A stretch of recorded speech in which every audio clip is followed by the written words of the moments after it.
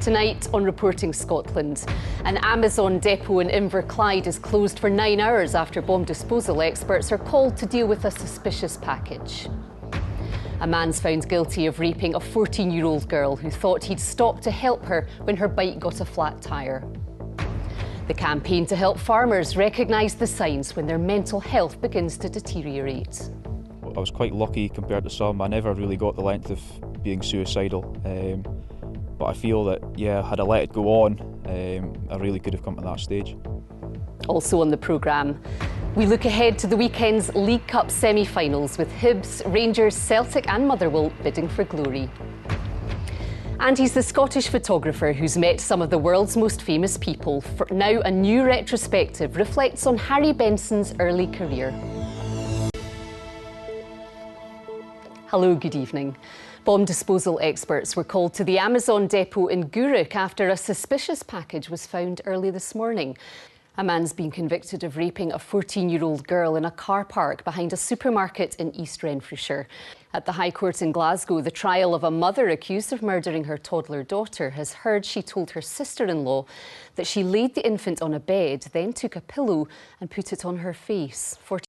The next steps in setting up a national investment bank for Scotland have been announced.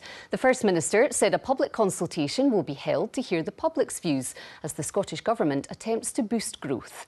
The Conservatives say this is simply designed to deflect from what they call the mess the government's making of the economy. Here's our political correspondent Andrew Kerr. It's not a piece of cake trying to grow the economy. Investment is key to help your business, something this new vegan cafe in Glasgow struggled with. We were turned down again and again. We had to provide lots and lots of information. We had equity behind us in a house. We were told even with that they weren't going to take the risk. So basically we had to fund the whole place ourselves. The point of a national investment bank is to perk up the economy and see significant growth. This enterprise might be a bit small for the big projects that could be funded, but at a conference on inclusive growth, the First Minister said she wants to hear from the public about the scale and scope of such an institution. Today, of course, that work takes a step forward with the launch of a consultation, not on the principle of an investment bank, but on the details of how that bank would operate in a way to fulfil those aims. The Conservatives aren't impressed, though.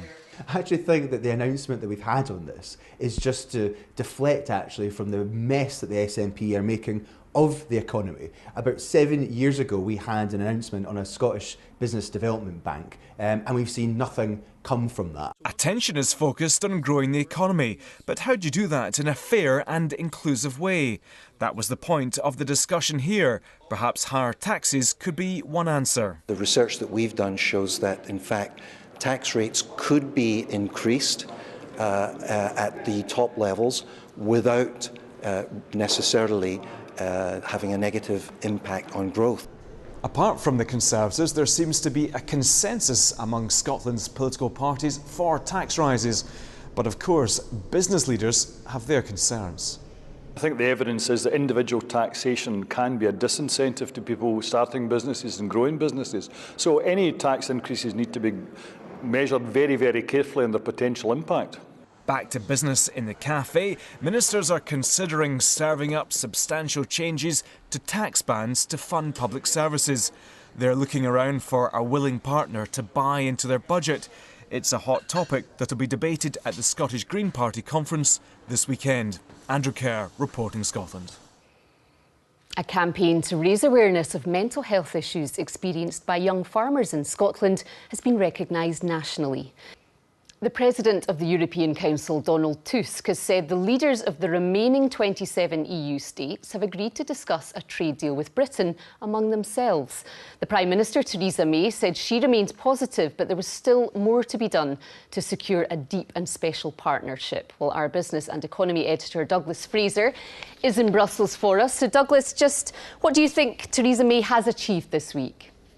Well, no deal by the deadline that had been set for the summit of government leaders in Brussels this week. But the Prime Minister did avoid humiliation, at least. And I think she's changed the tone of the debate a bit. There were warm words, talk of goodwill on both sides, a bit more momentum and shared hopes for a breakthrough. She didn't leave Brussels empty-handed. The other 27 members of the European Union, as you say, they agreed to start preparation for talks with the United Kingdom on future relations with the UK. But it's only preparation. They don't want to give ground to the British government negotiators on the early part of the negotiation, and particularly on the question of how much money Britain pays. That's why there was no deal by this week's deadline. But nor did they want to send the British Prime Minister away humiliated, given that they know how weak she is at Westminster, and they don't want a replacement of the Prime Minister, perhaps with another Conservative leader who might be more belligerent in these negotiations. So Douglas, what does this mean for business? Well, the delay in getting to a discussion of the future trading relationship is particularly frustrating, and it's dismaying for a lot of businesses, international businesses. There's a chill on inward investment. That matters in particular for Scotland, which ranks second only to London in terms of its success at attracting inward investment from foreign companies. For the United States investing in the European Union, 60% of that comes to Britain. Scotland does very well out of that, and that brings jobs and export gains, productivity improvements which spread right through the economy. And we're hearing today also about companies making plans for an economic shock, for some building up stocks or looking for new sources of the skills they need.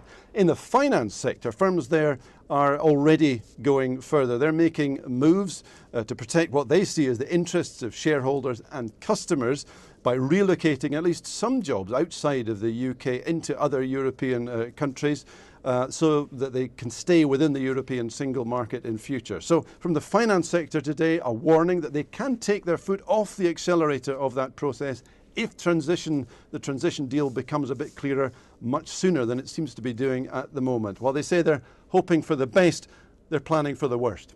Douglas, many thanks.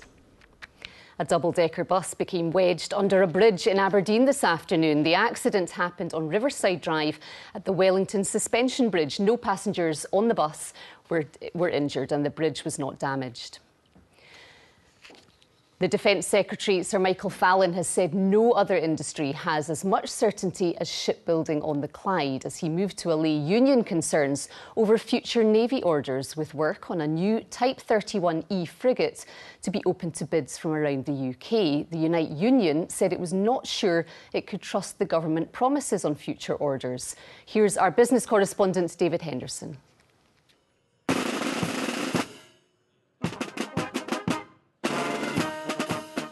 It's what the government might call the drumbeat of shipbuilding on the Clyde, as a military band welcomed the UK's latest warship, HMS Medway, at an official naming ceremony.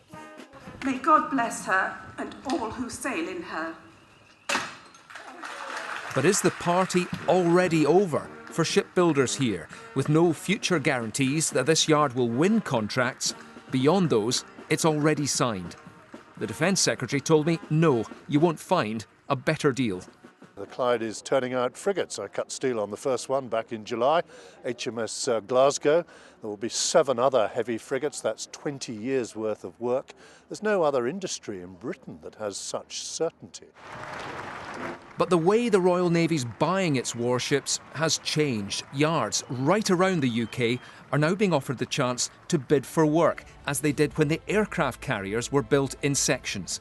The aim, less cost to the taxpayer and more ships to sell to foreign navies. Union leaders say it's a cunning plan, but a botched one. Well, it won't deliver because I think Michael Fallon's had a flashback to the 1980s when we had this policy, when we had internal competition in complex naval ships within the UK, and it led to one thing, and that was unfortunately shipyards going bust and almost taking the whole shipbuilding industry down with them. So to revisit a policy that's absolutely failed before beggars belief to us. So how does the company which runs this yard sustain a life on the ocean waves? Well, it wants to team up with Camel Laird shipbuilders on Merseyside in a bid to win those future contracts. But as uncertainty looms on the horizon, this drumbeat may have to change. David Henderson, reporting Scotland, Glasgow. Scotland didn't back Brexit in the referendum, but our Remain voting nation has not been uncritical of the EU. And however Brexit turns out, there may be some aspects of life in the Union that won't be much missed. Our political correspondent Glenn Campbell has been taking a look. Many in our fishing communities hope Brexit will allow them to land a bigger share of the UK catch. The EU quota system's long been a source of frustration in Scotland, and it's not the only one. In fact, you don't have to trawl around very much to find examples of things the Scottish Government has said it would if it could, but can't do because of EU rules. Take student fees. Students from EU countries outside the UK, like this group at Strathclyde University, can't be charged tuition fees. The EU insists they're treated the same as students from Scotland, who get their fees paid by the government, at an additional cost of £28 million a year. How big a factor was no tuition in Scotland for you deciding to come here? I think it was the biggest factor. I mean, if my family had to cover the tuition fees, then I wouldn't be here. Because Scotland offered no tuition fees for the same quality course, I decided to go to Scotland. Minimum unit pricing for alcohol hasn't been blocked by the European Commission, but EU law has allowed the whisky industry to delay the measure by fighting it in the courts for the past 5 years. The 5-year wait has been a frustration, and if that 5-year wait was 3 years, that would have been better than a 5-year wait. But we have no information on, no knowledge of what the future structure is going to be. But we would have liked to have seen the measure come in more quickly. When it comes to ferries, publicly owned CalMac had to see off commercial competition to keep serving the Hebrides and Clyde Islands. Unions want to end the requirement to put the next contract out to tender.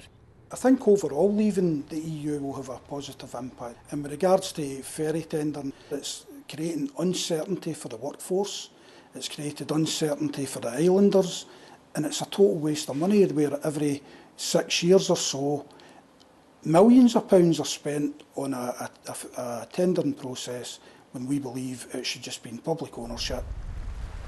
Brexit does have the potential to bring change in all these areas. It might also make it possible for Holyrood to take control of setting VAT rates, to renew air departure tax exemptions for Highland airports, and to make paying the living wage a condition of public sector contracts. But we can't be sure.